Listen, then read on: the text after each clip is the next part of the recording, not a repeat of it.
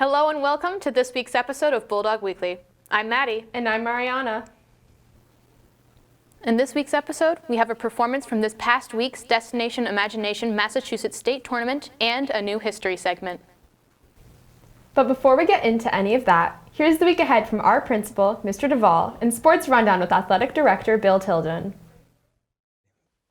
Hello everybody, it's the Rundown. It's Sunday, April 7th. We love April. It's a short month here at the high school. Monday, April 8th is day one in our schedule. Couple of home sporting events in the afternoon. We've got baseball at 3:45 versus Seekonk, and we've got girls lacrosse at 4 o'clock versus Bishop Feehan. Tuesday, April 9th, day two in our schedule. We're going to have a senior class meeting. The topic is how to cross the finish line. The finish line is approaching June 1st. That's graduation. We want to make sure every senior does so successfully. Wednesday, April 10th, day three in our cycle. Report cards are issued for term 3. We are in term 4, so term 3 report cards go out in homeroom. 3:45 softball at home versus Somerset Berkeley. Thursday, April 11th, day 4 in our cycle. Big senior class trip. They're going to Six Flags. To go on that trip, they have to be in Block 1 on time. They'll be leaving after Block 1. In the evening, a night of jazz at 7 p.m. From our music department in the auditorium. Friday, April 12th, day 5, 2 home athletic events, 3:45 softball versus New Bedford Voc, and also 3:45 lacrosse, girls versus Greater New Bedford. That's the week. Weather's getting warmer. We're approaching the finish line. Have a good one. Thank you, Mr. Devoll. Spring sports have now started. We had some games going on this week. It's been a good week. Girls tennis beat Stain the other day. That was a great matchup. We won 4-1. Sailing's been on the water. They had a close one and just lost the other day. Even with these high winds, they've been able to get on the water. The boys lacrosse team has had some very tough matchups. Lost 12-1 yesterday to Bridgewater Raynham, but they're looking forward to their coming up schedule. They think the teams that we played will definitely make them stronger. Track and field starts today with just a warm-up match with Wareham. They're coming down so we can see our kids match up and get some times in to get ready for our regular competition next week. And girls lacrosse is headed out to Cohasset.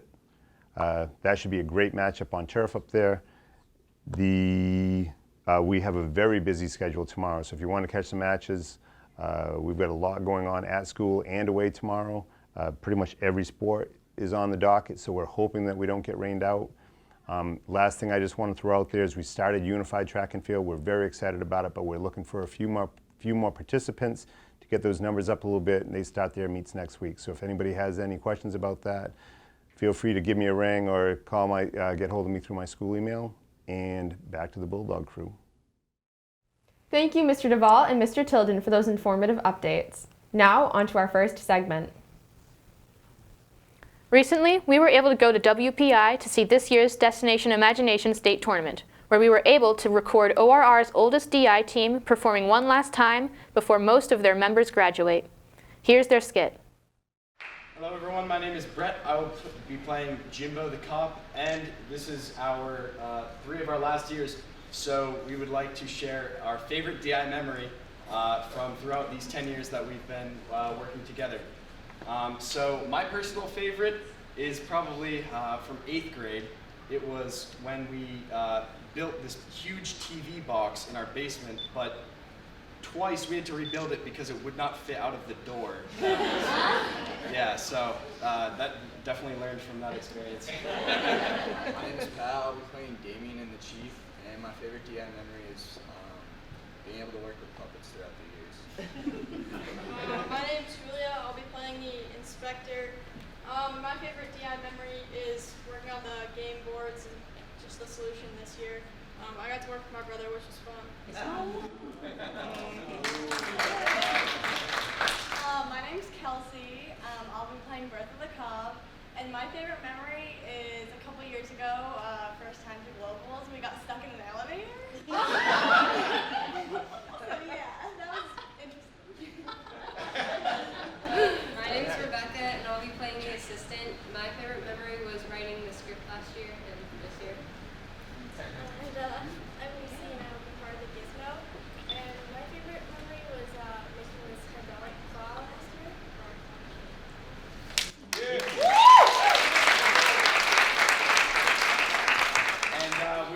course, like to thank our team manager for sticking with us throughout the years. We used to be 2 teams, and she managed both of them, and now we're a joint one. And so we'd like to thank her for all her hard work.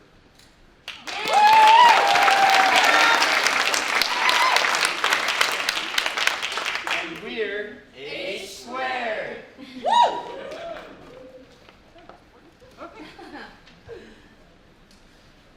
All right, this team has given permission for video and no flash? Flash is fine. We're all good on the flash. Okay, within reason. All right.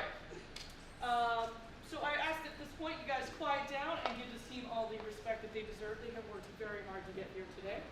And at this point, audience, are you ready? Appraisers, are you ready? Yes, so. And team, are you ready? Yeah. Team, are you ready? Yeah. You may begin.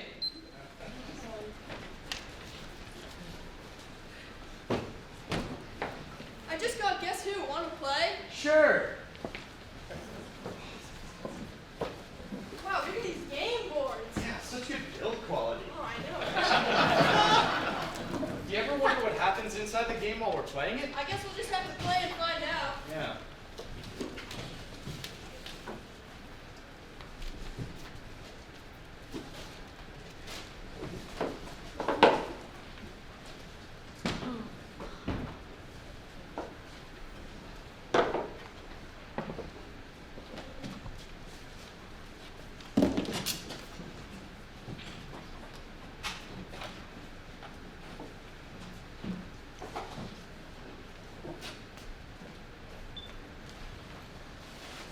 What do we have here? Looks like the classic Norwegian 503. I think the suspect got away though. Darn, let's search for some clues. Good idea. I'll take the case from here, boys. I've got direct orders from the prison that I'm to run this case. Well, we were on the scene first. It's all right. The chief just called. He said he needs you to make him a cup of coffee. It sounds urgent. Take all this down. Glasses. Oh, and it looks like a note from the criminal. Let's walk back to HQ and decipher it on the way. It was me, the notorious bank robber. Ha, ha, ha. You know what? I think the criminal was the notorious bank robber. Wow, I solved another case. I really am amazing. Everyone, I have an announcement. I solved the case. It was the notorious bank robber. Great job. That's why you're the best, man. I mean, I didn't spend 10 years in the academy just to learn how to eat donuts like this guy, am I right? That seems too good to be true. How could the inspector have solved the case so quickly? And why would the notorious bank robber rob a diamond store? That doesn't even make sense. I got to look further into this case. Back at the academy, they taught us to always be aware of our surroundings, and something here seems fishy. I think someone just reopened the case I closed, and I better investigate to find out who it is.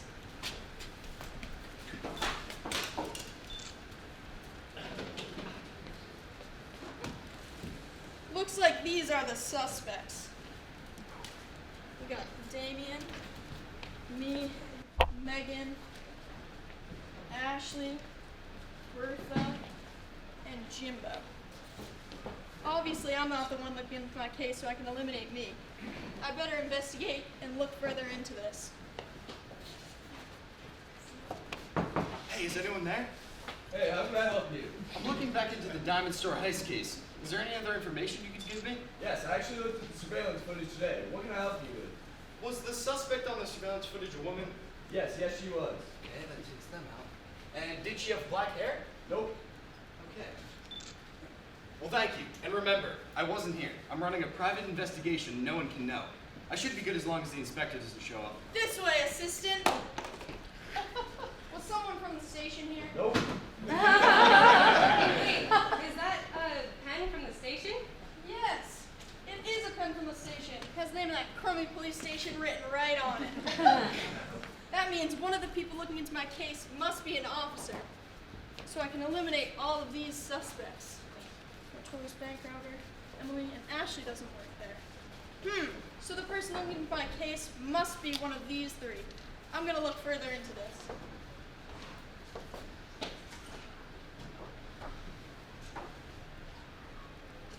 I knew it. Every one of the notorious bank robbers' notes looks like this, but the one at the diamond store looked completely different. What's it couldn't have been? My note's missing. Did you see someone take this note? No. Oh, well, if you find out anything, let me know. Because I'll have you know. It's a felony to tamper with evidence from a closed case. Interesting. Why would the inspector care so much that I reopened the case? I better talk to the chief. Hey, chief, are you there? What's going on, Jimbo? Was there any evidence that was left out of the diamond store heist case? Yes, there's actually a pair of large glasses left in the seat. Let me get them for you. Thanks, chief. Wow. 3D printing. That takes out Ashley and Bert. I knew it! It was the inspector all along! I have to tell everyone what I've found. Everyone! I have an announcement to make. I think that the diamond store heist case was closed a bit too soon. It wasn't, in fact, the notorious bank robber who did the crime. It was our very own inspector. Jimbo, that's a large accusation, which, to be frank, I don't really believe. What evidence do you have? Well, to start, every one of the notorious bank robber's notes is handwritten and has a riddle on it. But the one at the diamond store didn't. And after talking to the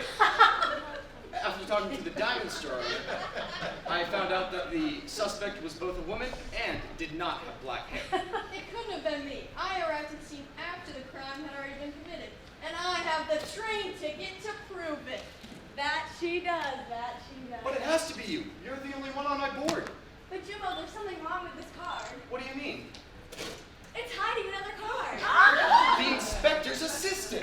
All right, it was me. I've been asking for a raise for years, and I never got it, so I robbed the diamond store. So you covered her card with your own to fool me. Well, it almost worked. But why did you jump on the case so quick?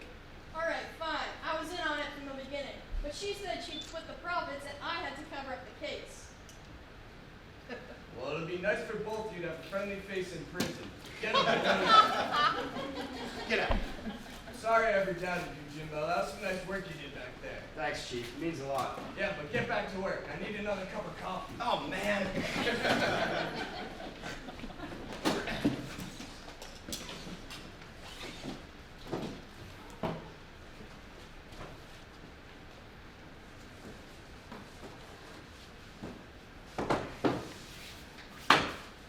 That was a pretty fun game. I didn't really like it. Because you lost.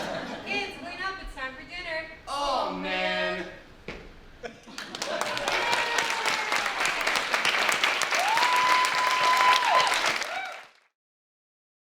In this new segment, we'll discuss important historical dates from the past week that you might not have noticed. Here's our first installment of Bark to the Future.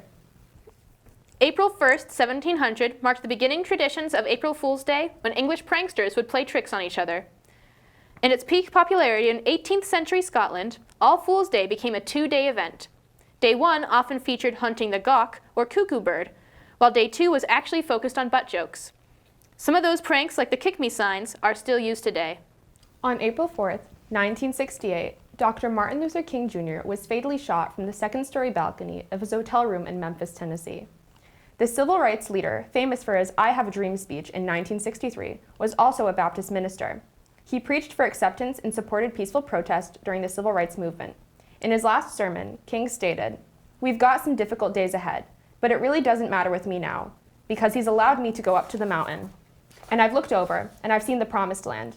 I may not get there with you, but I want you to know tonight that we, as a people, will get to the promised land." He was 39 years old.